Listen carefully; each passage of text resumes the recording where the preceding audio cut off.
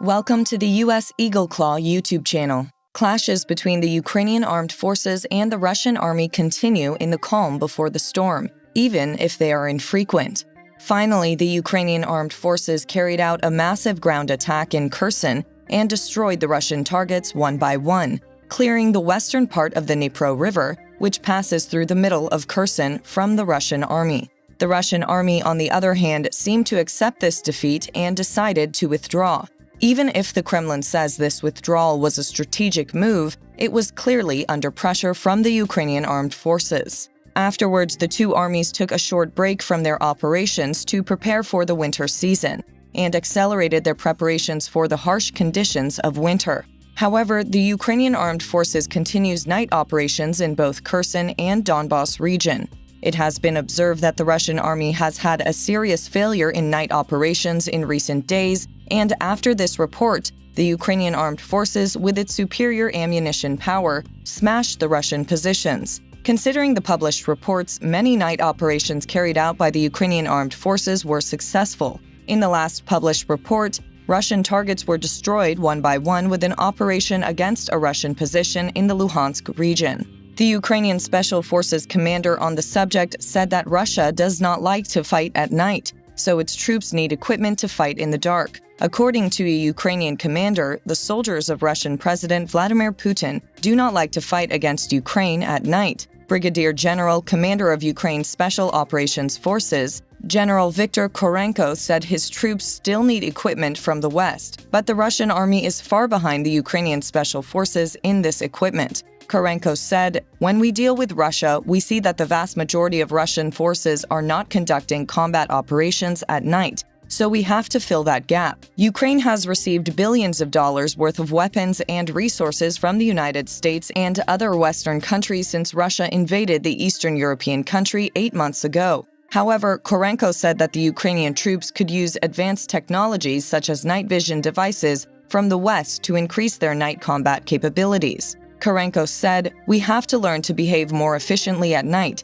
and we have to do that, and for this we need all the necessary materials, such as night vision devices and other things." The commander said that since the beginning of the Kremlin's unprovoked war, they have seen how drones have triumphed technologically on the battlefield, and they also need to develop this capability and get some help from the West and its partners. The only way they can win with this struggle is to act with better quality, because they cannot act in quantity like Russia. That's why they need to advance technologically to win this war. In recent weeks, thousands of newly mobilized Russian reservists have been deployed to the battlefield as Moscow has suffered disastrous setbacks in the war. British intelligence said in a statement that as the war continues, the winter months are expected to bring a change in the conditions of the conflict for both Russian and Ukrainian troops. The UK Ministry of Defence said in a daily intelligence update, changes in daylight hours, temperature, and weather will present unique challenges for soldiers fighting. The UK Ministry of Defence said that there would be less offensive and more static defensive fronts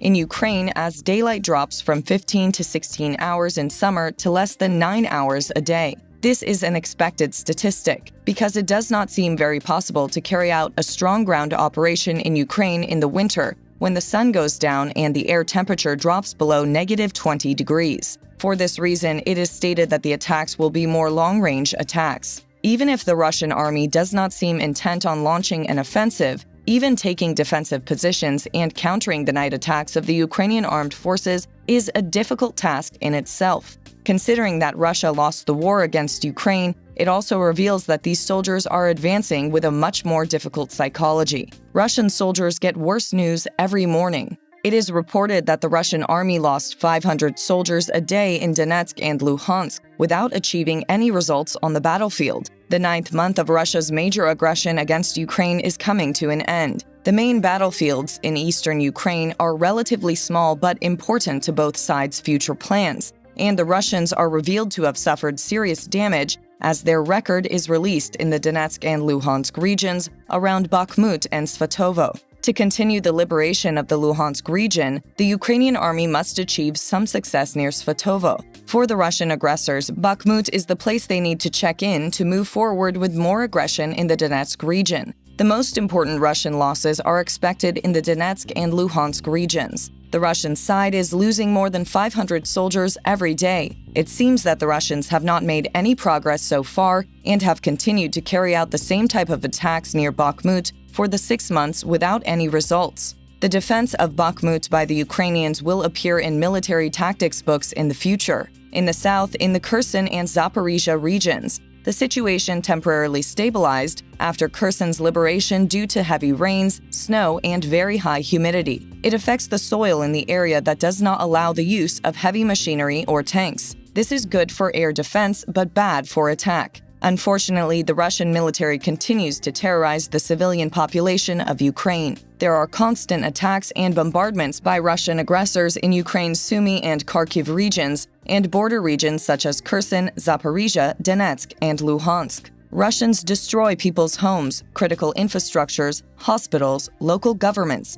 buildings, etc. It's collapsing. In areas where they can reach their targets within about 30 to 50 kilometers, Russian soldiers use howitzers, MLRS systems, or unmanned aerial vehicles. They use rockets and ballistic missiles for longer distances. Every day, Russian war criminals kill civilian Ukrainians, including children and women, and there is substantial evidence of the mass graves of murdered Ukrainians. In this sense, supporting the idea of establishing an international tribunal for Russian war criminals for everything they did in Ukraine is the only way to restore international law and order in Europe. It is generally appreciated that this understanding is available at the EU, NATO, and UN levels, and is being developed in a procedural manner. But Russian soldiers continue to pose risks and threats to Ukraine and other European countries by seizing and attacking Ukrainian nuclear power plants and stations and disrupting their normal functioning. Previous Russian rocket attacks a week ago had prompted the emergency shutdown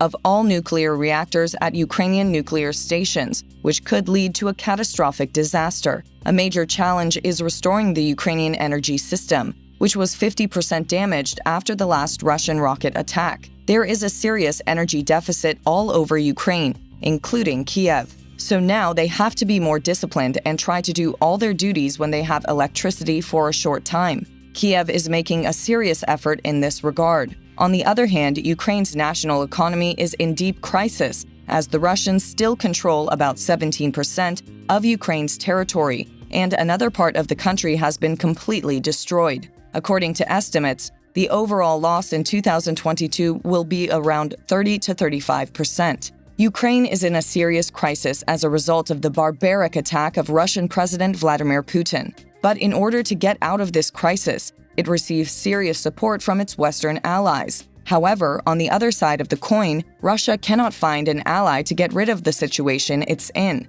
Russia is becoming more and more lonely every day, and this loneliness will be written in the history books as the biggest stake that Vladimir Putin has thrown on the future generations of the Russian Federation. Thank you for watching us.